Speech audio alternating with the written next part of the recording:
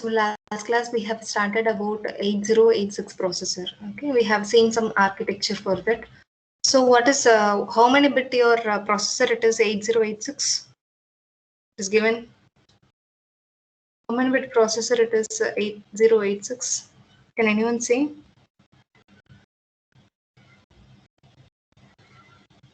How many bit, whether it is 8 bit or 16 bit processor?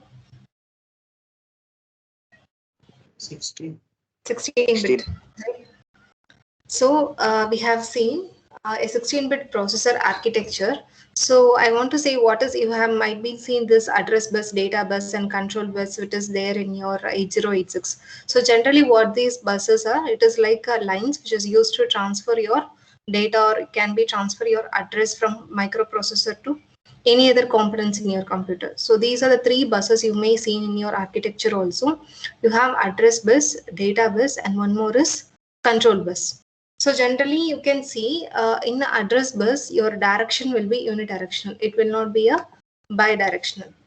But in data bus, it will be of bidirectional nature, and sometimes control bus also will be a bidirectional one, but generally it will be represented with some arrow mark line. That's all control bus will be. So here's some example. This is not an architecture which belongs to 8086. It is just an example to show what are these buses or functions are there. So for that reason, this example I have taken. So some I/O ports and CPU and some memory are there here. Okay. So if the CPU, I have a address bus. So if I want to write anything to your some memory, okay, I need to find out some address. Then that location can be identified using the physical address. So for that reason, your address bus is required in order to transfer your memory addresses. And if it is a data bus, what it will do, it is going to send the actual data from memory, from into the memory or from the memory, whether it is going to write or read some data from your using your data bus. Similarly, a control bus, what it will do, it is going to carry the commands like from the CPU or from other hardware devices also. It is going to carry the commands in these buses. So these are generally some lines. It is used to connect between your microprocessor and other components based on you have three functions. Either it is going to carry your address, or you're going to send the data in that, or you're going to transmit any commands in that. Based on that, you're classified as address bus, data bus, and control bus. So these everything is present in your architecture also. So last class I have started about 8086 microprocessor. So what are the general features you have in that? We know like it is a 16-bit processor, a first 16-bit processor, and you should know what is your data lines, how many data lines you have. It is a 16-bit processor, right? So you have 16-bit data bus and 20-bit address bus. So based on this address bus, that means this address bus indicates your memory, right? Because in your memory only you are having all the addresses which need to be storage. So it is of 20-bit address bus. So generally you will calculate as 2 power 20, which is of 1 megabyte memory you have in this microprocessor. And you have like 16-bit registers, you have 14 16-bit registers you have, and multiplexed address and data lines, data bus, which means you can see a data bus. Since you have a 16-bit data bus, that's why it is like from D0 to D15 is mentioned, AD0 to AD15. And this A16 to A19, this is also a kind of address bus, but it will be operating along with your status registers that we will see in discussing the pin configuration of your 8086. And you have one important thing here is that is 16 instruction byte. That is, you have a queue. It is not stack. Understand the difference between stack and queue, because you know queue is like FIFO operation, but if it is stack means last in first out. But it is like a queue. You have 6 instruction byte. Okay. So I think this architecture we have seen. I just explain one more important things in that. The same thing only I'm going to do here. Like you have two parts. The architecture is divided into two parts. One is bus interface unit, and another one is execution unit. So here you have this 6 byte. It does not mean a 6 instruction set. Okay, it means the size of your instruction. It does not mean how many instruction you are storing here. It means you can store up to 6 byte instructions, which means each instruction size can vary depending upon your program. Say if I give move ax comma bx, okay, so their instruction size might be of if I calculate the size, it may take say 4 byte also. It can vary up to 6 byte. This queue will hold up to the 6 byte value. So the largest instruction which you can store here is only 6 byte of memory. Okay, 6 byte of storage you can use here. So you have some segments here like ES, code segment, extra segment. These are nothing but registers. Generally, you have in your memory, you have 4 segments will be presented. The segments will be presented in your memory, and these are nothing but the registers which point to your memory. Okay, so each segment will be of 64 kilobytes. Okay, so each will be of 64 kilobytes of storage. So when you and you have 16 bit, right? So when you calculate totally, you will get 1 megabyte of memory. And this IP which indicates the offset address. From that you can get a offset address. This IP is nothing but your instruction pointer. So you have these 4 segments will be there. From that you can get the address. Starting address I can get from these segments. It will be like a segment, so it will be like this. Say if I take it will be segmented like this. Code segment will be there. So here it denotes the starting address, and similarly extra segment might be here. So like that, it denotes the starting address of your instruction.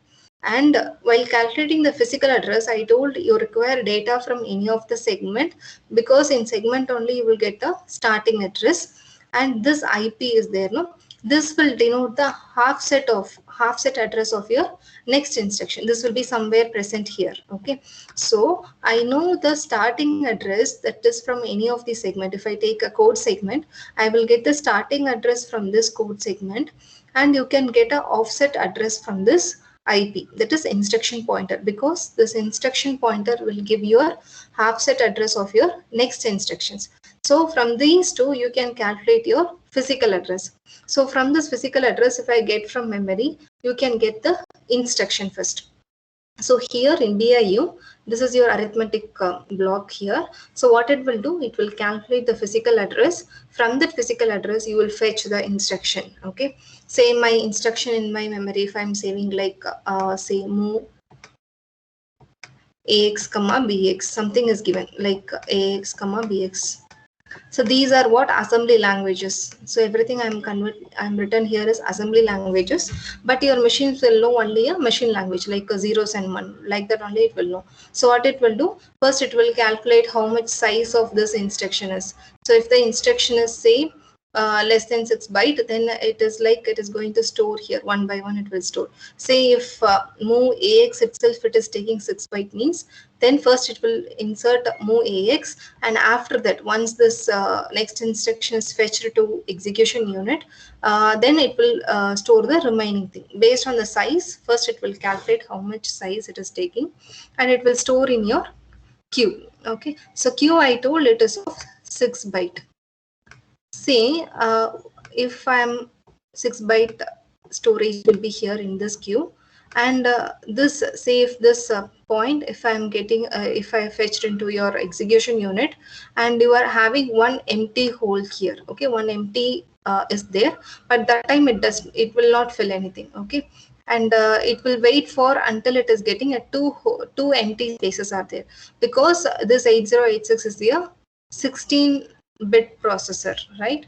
So it will, because 2 byte, when 2 bytes is empty, then it will refill the queue. Otherwise it will be like waiting until it is getting at least 2 byte, because 2 byte is nothing but 16 bit, right? 8 byte is 8 bit. So until if you are getting 2 byte empty is there, then it will start to refill your queue. That means it will start to fetch your next instructions, and one by one this instructions will be given to your execution unit. That's what we have seen in the previous class also. So in all the cases, this bus will be helpful to connecting a memory to C bus is connecting the memory to this particular queue. In that cases, this will be helpful. And when the instruction is gone to your control system, so control system, what it will do, everything is in the it will going to decode it, like all the assembly languages will be converted into opcode. So opcode is nothing but the binary representation. Like for AX, what is the opcode? For each instruction you have different opcode is there. So opcode is nothing but the machine languages, like zeros and ones, it will be in the form that will be here it will be decoded. Okay, so this decoded information will be spreaded like to here, everywhere it is used to give this particular decoded instructions. So here also you have some general purpose. Top 4 is like general purpose, and the bottom 4 you have, right, source index, destination index. These are also same like this IP here you have only one half set register, but here you have 4 half set register. This also will be like kind of helpful in your finding the address, right?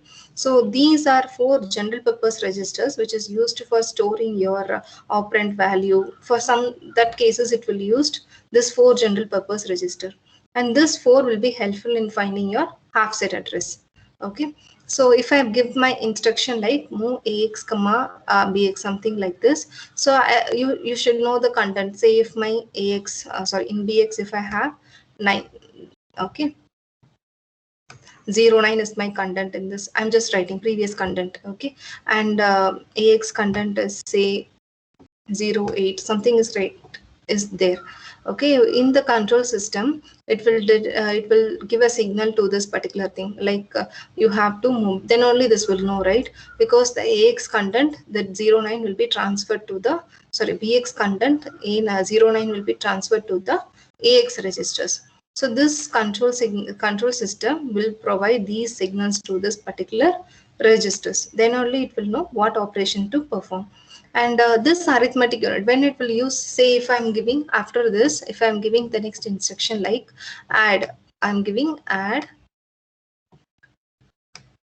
AX comma 06H. So everything is in terms of hexadecimal we used to write in assembly languages, and opcode will be calculated only for this, not for the numbers whichever you are giving. For numbers you don't have any opcode, only for the instructions, like any registers is there, and some instructions whatever you are using, for that only opcode will be calculated.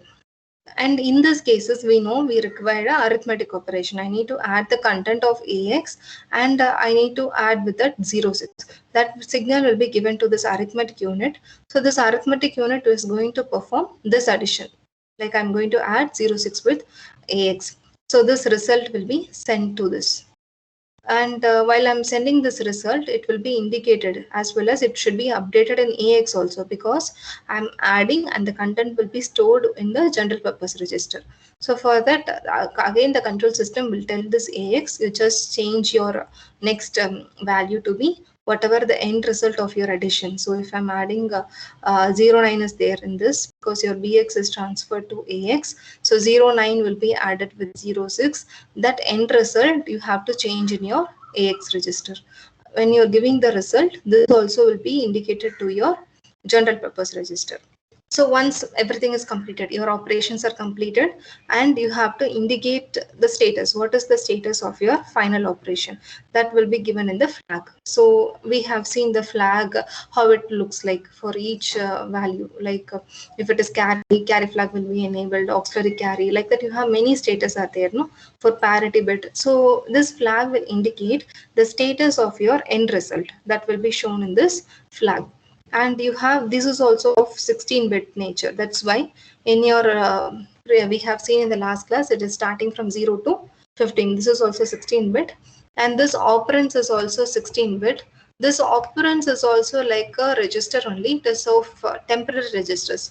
Okay, say example, if temporarily I want to store some information, for example, I can take some operation like exchange. Okay, I'm just writing one instruction CSG. Just it is used to indicate the exchange operation.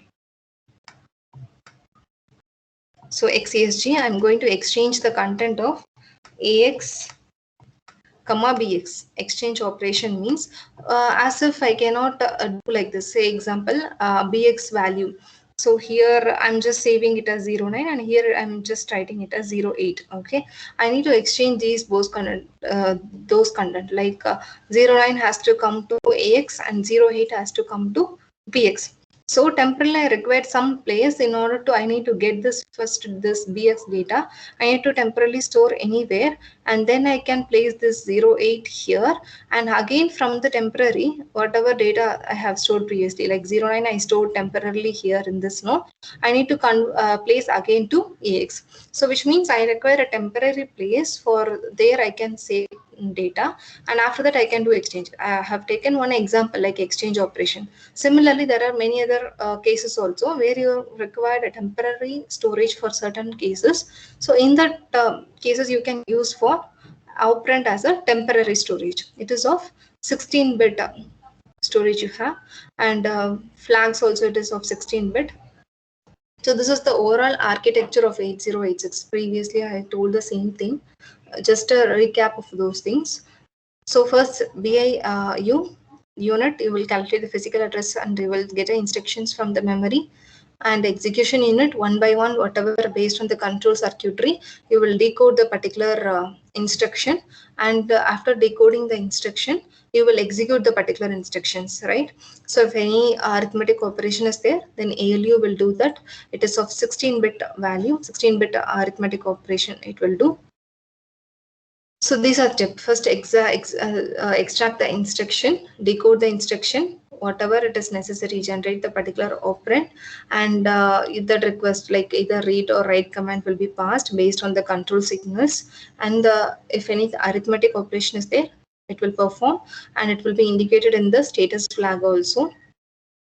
So these are general purpose registers. I told, right? AX, BX, CX, DX, and AH indicates the higher half, like it is splitted as 8, 8. Okay, totally of 16-bit, 8, 8 is splitted. So AH means higher value, and AL means lower half. It will take.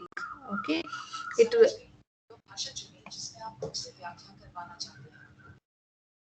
And similarly, BX, CX, DX. You have these are 4 general purpose registers, and index, this will BP, this everything acts as a finding the offset addresses. Okay, so BP will act as an offset address for ES, that is for each segment. We have seen 4 segment, right?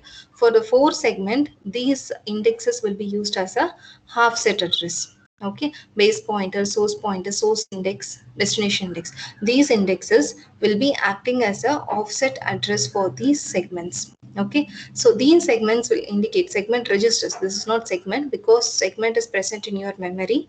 These are segment registers which is going to indicate your starting address of your memory. Okay, and status and control. In status and control you have flags. So in the flag you are going to represent the status of your final output. So any doubts you have in this architecture for anyone? Are you able to understand it? Any doubts up to this? Because initially it will be a little bit difficult to understand architecture. Once you go through, I think you can understand. So AX is accumulator and BX is base registers. This I think we have seen already.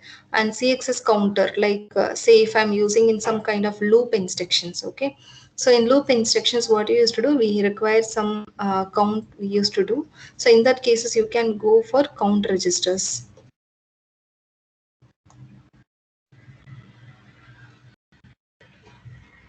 So these things we have already seen.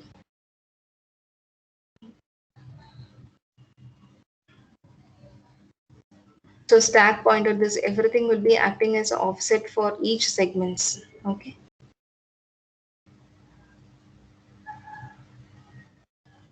In flag it is of 16-bit I told, so it is from 0 to H. So here flag H indicates the higher half.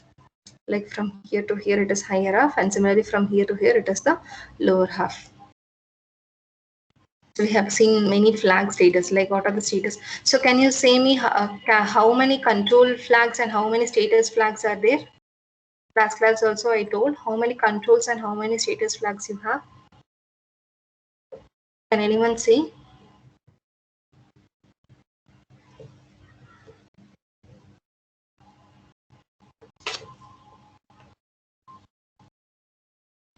How many control flags are there? Out of which are control flag and which are status flag?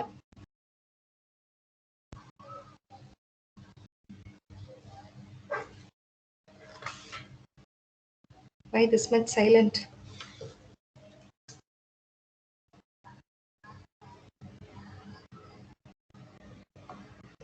So any guesses, even it can be wrong. Can you say how many control flags you have here?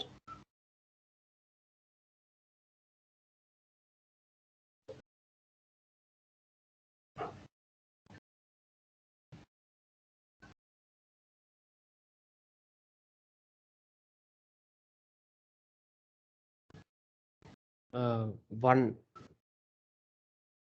So whether you are able to understand or any issues are there?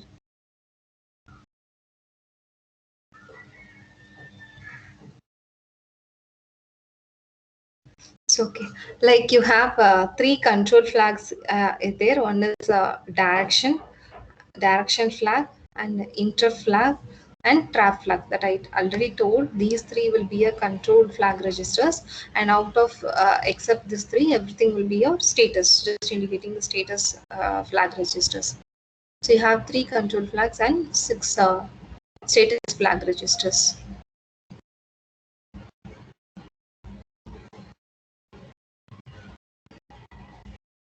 So this is like pin configuration of 8086.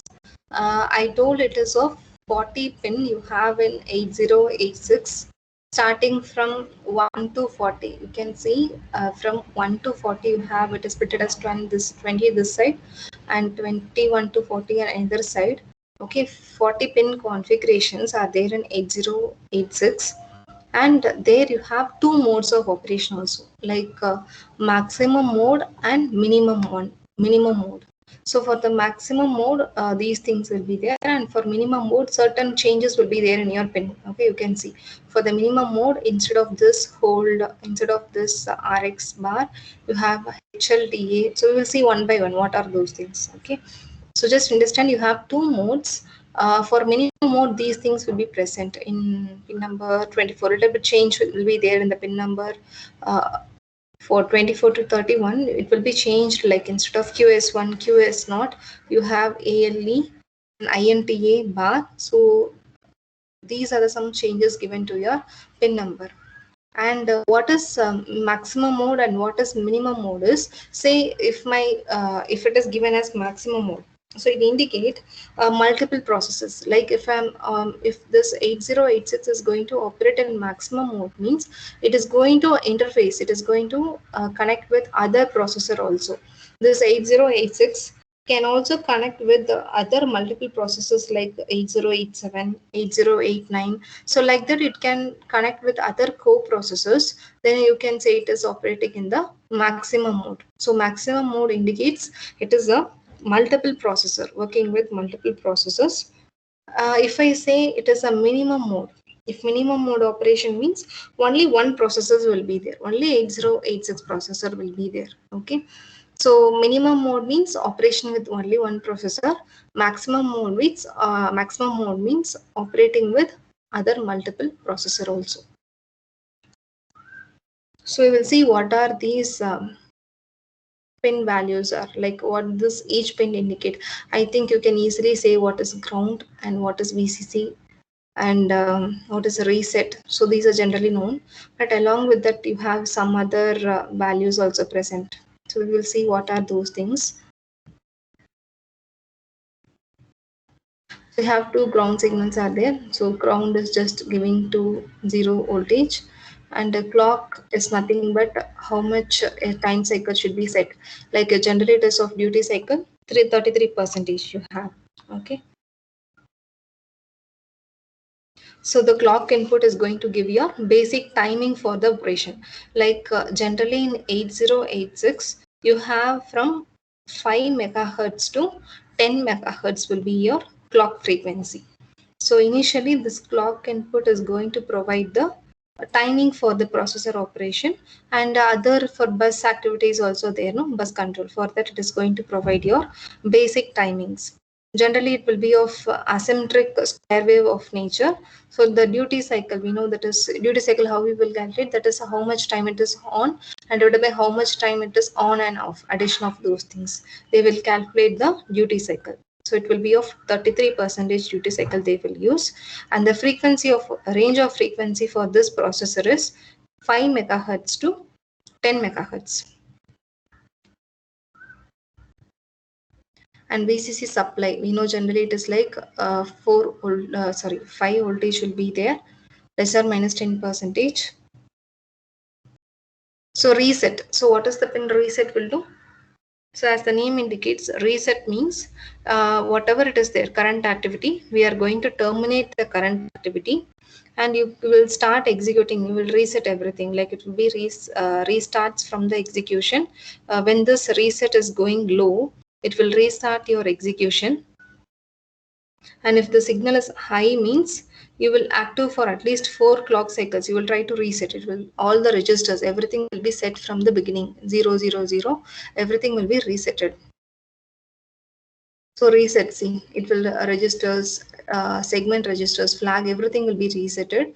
And in IP, the value will be 000. In CS, I told in CS is going to indicate the stop address. So it will be, value will be initially, it is FFF. Everything will be of FF and IP will be 00. If it is high means, these are the cases when it is low. If it is high means it will continue for minimum 4 clocks. It will be there like this. It will be active for at least minimum 4 clock cycles. That's what your reset pin indicates. So, and you have AD0 to AD14, right? So you have this AD0 to AD14. So what are these indicates? And AD15 also. So everything is come under like multiplexed data or address lines. So you can see A and D indicates your address and data. So it will be a multiplexing of both memory addresses and data lines. So whenever this particular data, like if this line is active means you will keep to acknowledge. So generally it is going for acting as a address bits, and you can save as a data bits also from 0 to 50 if AHE is low. So it depends on ALE. This ALE is one more pin which will be available here. I will show you where is this is the ALE. Okay. So this ALE, if it is low means your data bits, data bus will be active. If it is like 1 means your address bus will be containing, the address bus will be active. So these are address and data buses. No need to know in detail and all. Just remember what are these things are and what is this for. That's all. That is sufficient.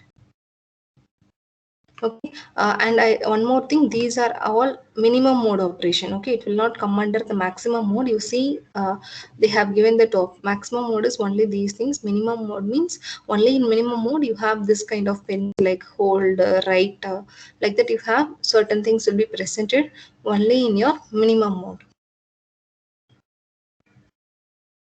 So ALE. So next bit we are going to see is nothing but address latch enable. So it indicates address latch enable pin. So if it is high means I told this information here. If it is high means your address bits will be enabled, and if it is low means it is going to enable your data buses. For this reason, which need to be operated, for that you have to know the address latch enable. This output is going to be indicate the whether your data bus or address lines, so whether it a data line or address line which is going to be connected. So for that reason you require this tri-state switch, is also called as a tri-state switch. So that is address latch enable switch.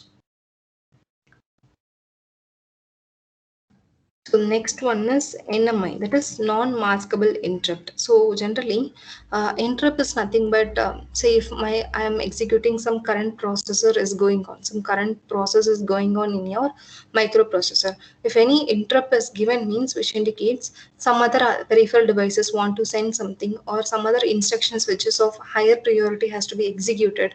Like that, it will be indicated to your processor. That for that reason interrupt lines are required. So non-maskable interrupt means like whatever it is going on, this will be given as a very high priority.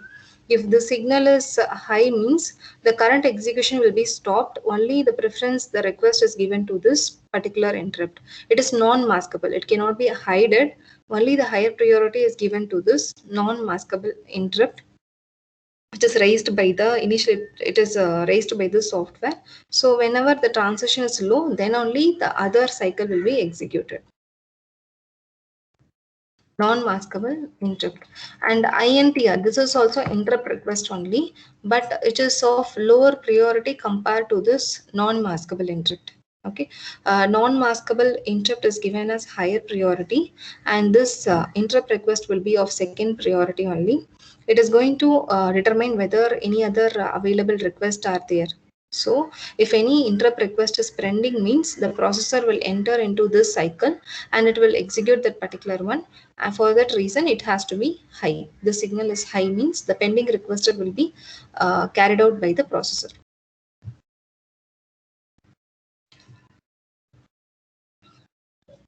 And the next one is INTA low bar. Okay, it will be operating in the minimum mode. You will get this pin number. Okay, INTA in bar is given. So interrupt acknowledgement.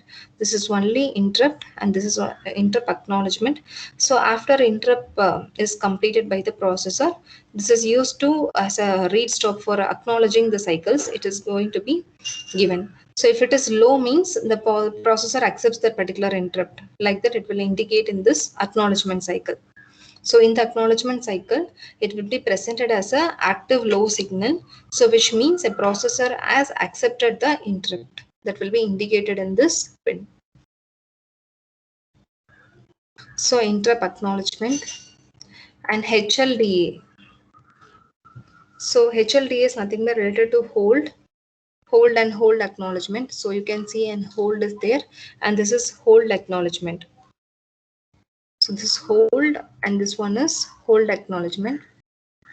So whenever hold with this particular signal is high means it indicates the processor that another master is requesting the bus access. So if any other masters are available, any other processors are available, it is requesting the bus access means this hold line will be high.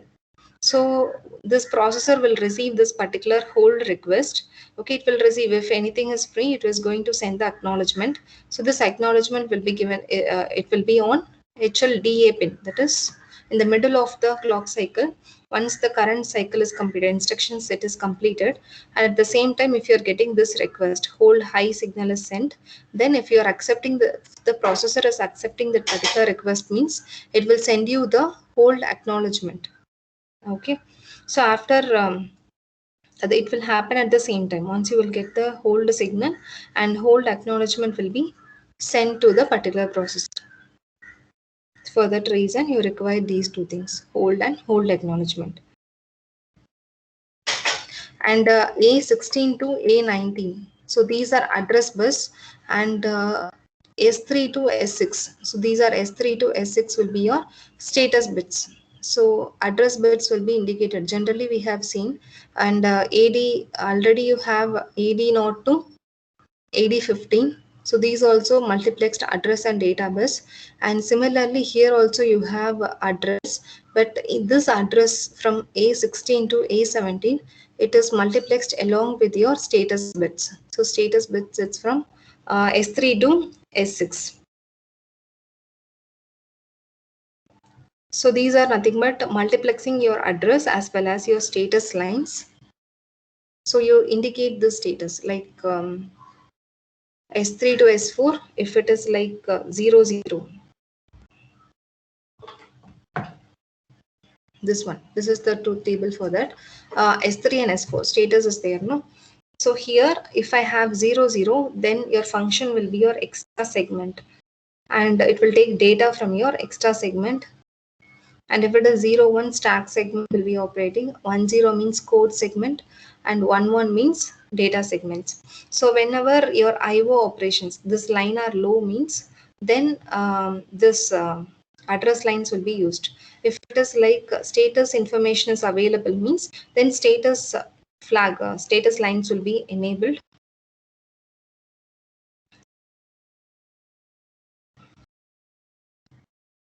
And BHE, and BHE is nothing but bus high enable. So initially it will be a little bit confusing. Try to understand what is those pin and only the functionality of that. Okay, not in depth is required. So BHE means bus enable, high enable versus status register. S7 is given as a status register. So it indicates like you are going to transfer some data. It is going to differentiate which data is going to be transmitted, like either a low byte data or high byte data. So which byte of data is going to be transferred. For that reason, this BHE is used. Say if BHE is low, okay. If the signal is low means, then your lower byte of data will be transferred. If the signal is high means, then your higher byte will be enabled. Like you have one truth table for this. So based on BHE and A0, A0 is nothing but your address. If it is 00, whole bits are transmitted, whole byte, like 16 bits are transmitted. If it is 01 means higher byte alone it is going to be transmitted. And if it is 10 means lower byte of your data will be transmitted. And if it is 11 means no selection, none. It is like no operation is there. So it indicates along with it will operate this along with your A0. So based on this values, which data has to be transmitted will be differentiated, will be decided.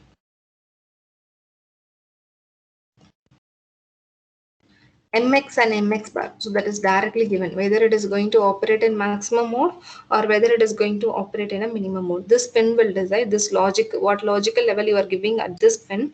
It will decide whether a processor is going to operate either in minimum mode or maximum mode. If it is minimum mode, it will be like single processor. If it is maximum mode means you are going to have multiple processors will be interconnected. That will be represented in this pin. Okay. So minimum mode means what is the voltage given? See, 5 volt will be given. If it is like I want to operate this processor as a minimum mode, then 5 voltage you have to give. And the maximum mode, if I want to operate means you have to give 0 voltage. So these are the minimum mode pins. As I already told, these are minimum mode pins and these are maximum mode pins. So only these pins will be changed in maximum and minimum mode operation. So RD bar. So RD bar indicates what? Can you guess what can be an RD bar?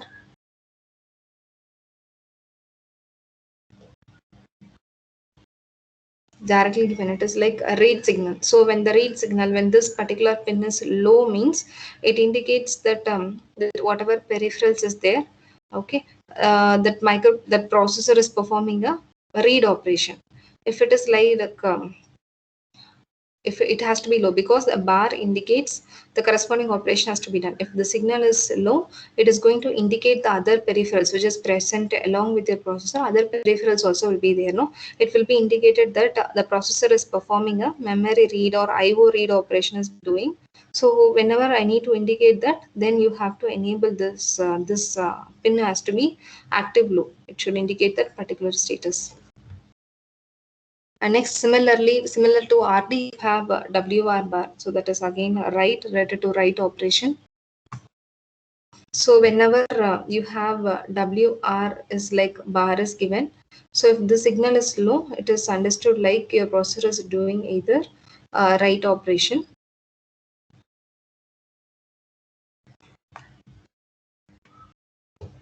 And M/IO bar. Okay. So this is nothing but memory or IO. So if this in this, instead of this memory or IO, in that maximum mode, you will not have this. Instead, you will get, I think S2 bar will be presented in your, these are nothing but minimum mode pins. Okay, it is not like maximum mode. See, I have changed all the pins to minimum mode. So in maximum mode, instead of this, you may have that S2 bar will be there. Okay, so if this is low, means it indicates like it is doing the IO operation. So low means IO operation is performed. If this pin is high, means then it indicates the memory operation. CPU is having the memory operation, like that it will be indicated in this pin. That is memory or IO. And similarly, you have DT or R bar, which means data transmit or receive. So if it is low, okay, if it is low, means what it means, it is going to receive the data. And if it is high, means it is going to transmit your data. So in maximum mode, instead of this pin, you have S1 bar. Okay, that will be there in your maximum mode operation. So when it is signal is high, it will send out your data, and if it is low, means you will receive your data. And DEN bar, so which indicates data enable. So if the signal is low, it is used to enable other whatever transceivers I have. It is going to separate your data from your address and data buses are there. No, if data enable is like low, means then it will separate all the data from that multiplexed signal. So generally address and data signals will be multiplexed. So it is going to separate those data from these signals. In order to separate this, you have to make the signal to be low. That is address bus enable.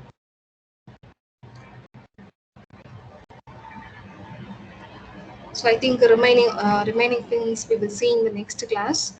That is maximum mode pins we will see in the next class. Now I just one more time I just repeat what are the pins you have in this 8086. You are going to tell your answers, okay?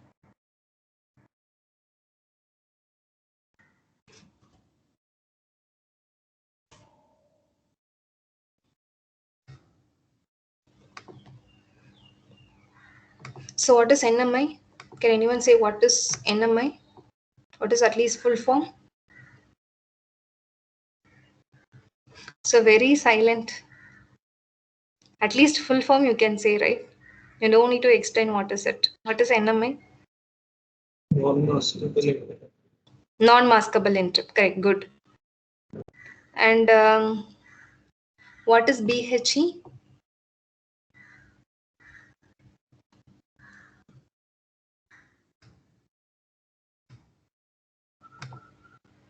Bus high enable. What is BHE? Bus high enable. Bus I enable. High enable. Correct. Good. And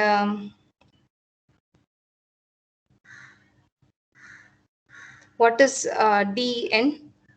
DN bar?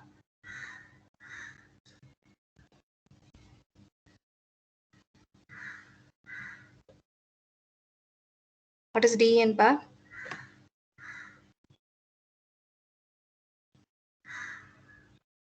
Data enable. Data enable. Good. And ALE means?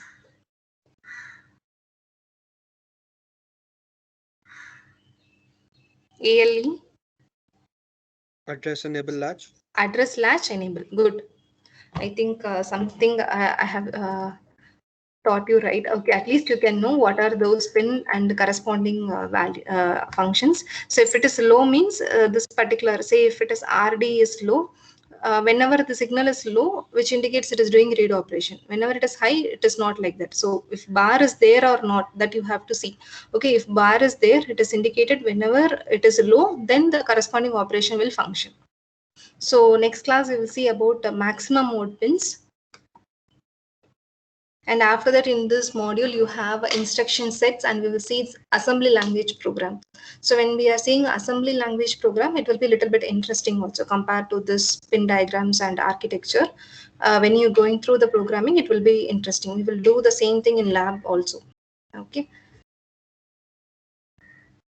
I think tomorrow is your lab, right? Tomorrow evening you have lab, but because we have a meeting at the same time here, only for tomorrow lab it is not there. Okay, from next week you will get lab slots. To this week lab is not there. What you have to do is you have to try to download a software like EMU 8086. EMU 8086 we are going to use that particular software for this lab as of now. Try to download and keep, and this week alone lab is not there. Next week we will see. Okay. Okay, ma'am. Okay, so I will post the attendance link. Give your register numbers and you can leave.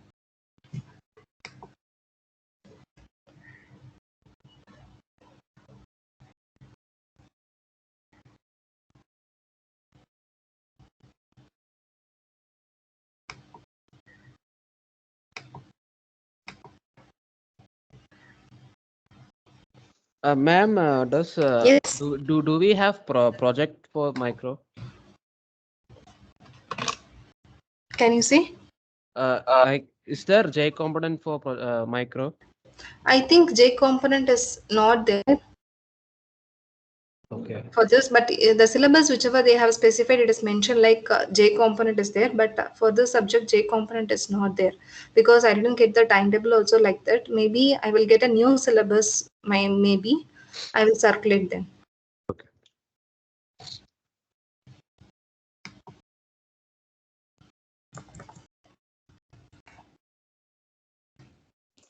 Ma'am, for now, can you upload like the syllabus, ma'am? Because on VTop, like nothing is available like syllabus wise. Yeah, that's why I'm also not getting the new syllabus. Anyway, the first module will not be changed. Okay, you are not having the previous syllabus also.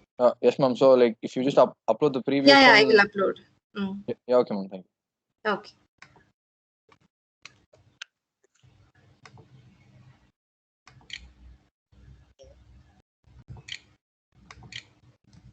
Ma'am, where do we upload attendance? Yeah, I will post actually. One second.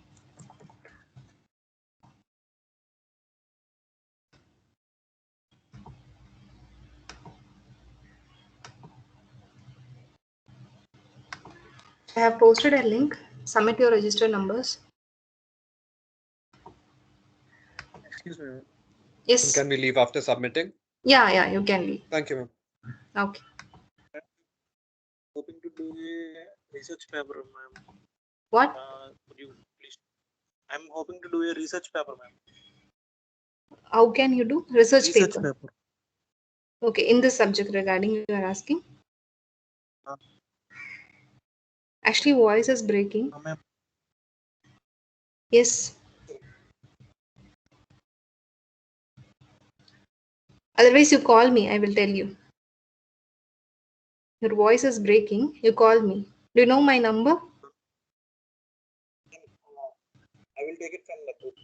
Yeah. You call me. Ma'am? Yes. Ma'am, do we have option for additional learning this semester?